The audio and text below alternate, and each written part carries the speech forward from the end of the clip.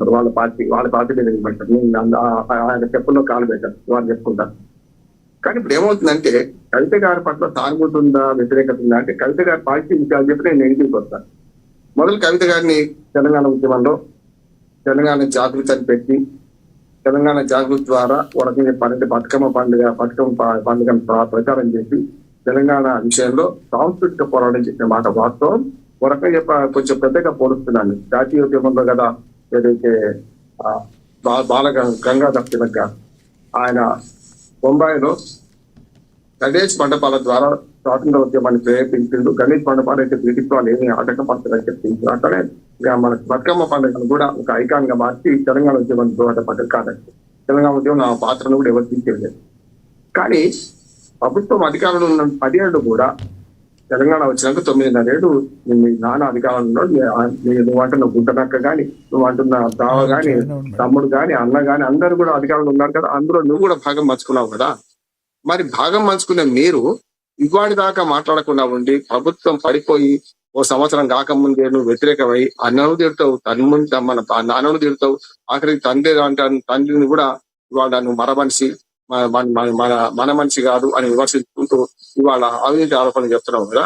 అంటే వాటా తగ్గకపోవడం వల్ల నీకు దక్కకపోవడం వల్ల అనే విమర్శలు ప్రజలు ఉంటున్నారు. నేను అనే మాట కాదు. అంటే ఇవాళ బావ నుంచి మొదలు పెడితే ఆ నలుగురిని విమర్శ 4 స్తంభాల ఆట 5వ స్తంభం నువ్వే కదా.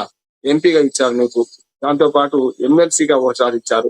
మరి మహిళలకు అన్యాయం జరిగింది అంటే మరి నీకు న్యాయం చేసింది కదా మీ నాన్న. కడుపు తెచ్చుకుంటే కాళ్ళ మీద పడ్డట్టు వాళ్ళ మీ మాటలు ఏం చెప్పలేకపోతున్నారు వాళ్ళు అంటున్నారు. రెండోది ఏంటంటే బీసీలకు అన్యాయం జరిగింది అంటున్నావు. మరి మీలాంటి వాళ్ళకి పదవులు ఇవ్వడం కోసమే, మీరన్న నలుగురికి పదవులు ఇవ్వడం కోసమే బీసీలకు అన్యాయం చేసినట్టే కదా మీ నాన్న.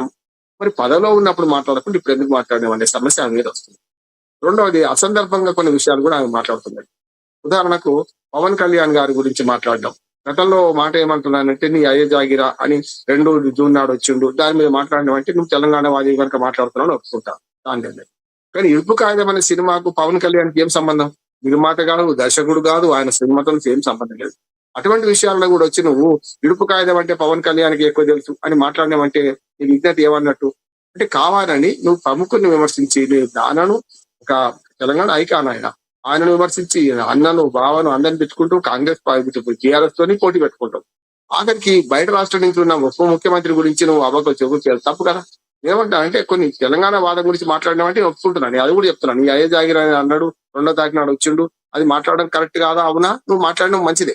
కానీ ఇరుపు కాగితం సినిమాకు నువ్వు పవన్ కళ్యాణ్కి ఏమీ సంబంధం లేకుండా ఆయన గురించి మాట్లాడే అంటే కావాలని ఎచ్చగొట్టి అటువంటి వాళ్ళ మీద మాట్లాడితే తనకు మైలేజ్ వస్తుందని అనుకున్నది నేను అనుకుంటున్నాను. ఆమె మరి మానసిక స్థితి గురించి కూడా ఆలోచించాలి. ఎందుకంటే ఆమె ఎవరిని విడిచిపెడతలేదు. కానీ ప్రధానమైన టార్గెట్ బీఆర్ఎస్.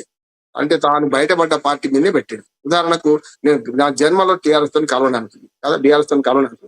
ఇప్పుడు తన పార్టీ టీఆర్ఎస్ అని రిజిస్ట్రేషన్ చేస్తే నేను మొదటి చెప్తున్నా టీఆర్ఎస్ రిజిస్ట్రేషన్ సాధ్యం కాదు అని చెప్తున్నాను. యాజ్ అడ్వకేట్ గా ఓ 4-5 పార్టీల రిజిస్ట్రేషన్ కోసం నేను ప్రయత్నం చేసిన వాడిగా పోయిన వాడిగా చెప్తున్నాను. నా అనుభవంతో చెప్తున్నాను. టీఆర్ఎస్ అనే 6 మధ్యలో రాదు. మరి ఏదొస్తుంది? కోదండరాం గారు పార్టీ పెట్టుకున్నాడు కదా, టీజేఎస్ అని పెట్టుకున్నాడు, వచ్చింది కదా బ్రహ్మాండంగా. తెలంగాణ ఎవరి సొత్తు కాదు, రాష్ట్ర సమితి కానీ అది ఎవరి సొత్తు కాదు. కానీ 6 అనే సొత్తు ఖచ్చితంగా గతంలో టీఆర్ఎస్ పార్టీదే. ఇప్పటికి కూడా ప్రచారంలో ఉన్న పార్టీ పేరు పెట్టుకుంటే ఎవరికి ఇవ్వరు ఉంటున్న పర్మిషన్. అదే జరిగింది. ఆక్రోషంతో ఇప్పుడు బీఆర్ఎస్ మీద మాట్లాడుతుంది, బీజేపీ మీద కూడా మాట్లాడింది, అట్లాగే కాంగ్రెస్ మీద కూడా మాట్లాడుతుంది. కానీ కాంగ్రెస్ వాళ్ళు బీజేపీ వాళ్ళు ఎందుకు వినకుంటున్నారు?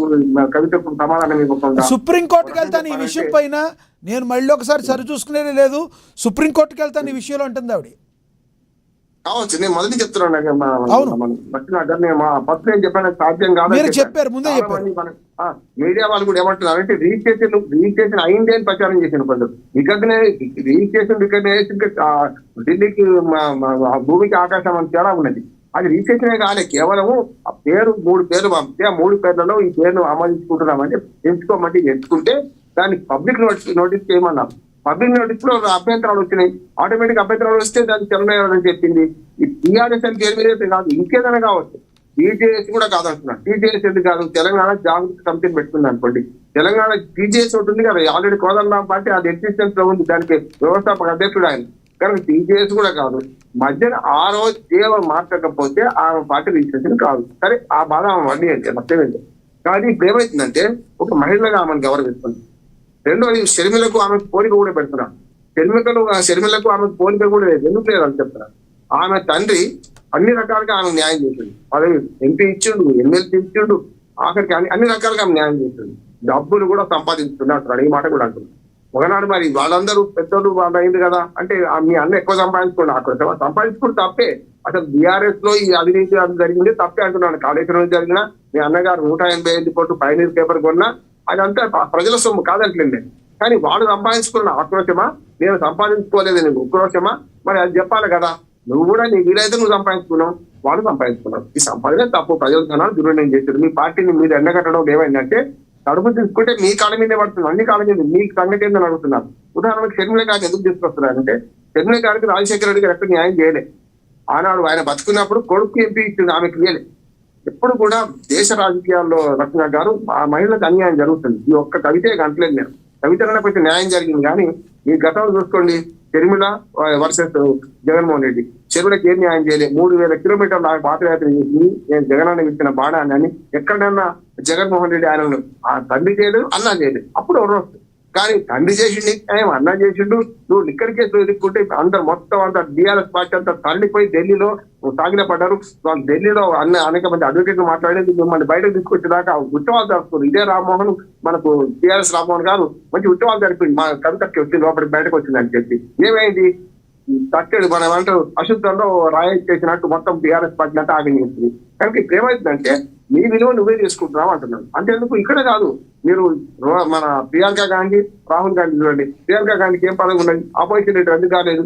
అట్లా కనిమొళి మనకు మన ఉదయనిధి స్టాలిన్ ఉన్నారు, మన స్టాలిన్ ఉన్నారు. వాళ్ళ అన్నా చెల్లెలే కదా. మరి స్టాలిన్కు కనిమొళికి ఏంటంటే కనిమొళిని ఎందుకు రాణిస్తలేదు ఇవన్నీ చూస్తున్నాం మనం. దేశవ్యాప్తంగా మహిళలు పురుషులు ఒకే కుటుంబంలో ఉంటే మహిళలు అన్యాయం అయిపోతున్నారు. కానీ నీకు న్యాయం చేశారు కవిత గారు, నీకు బీఆర్ఎస్ అధ్యక్షుడు అట్లాగా అన్న బావ అందరికి న్యాయం చేశారు.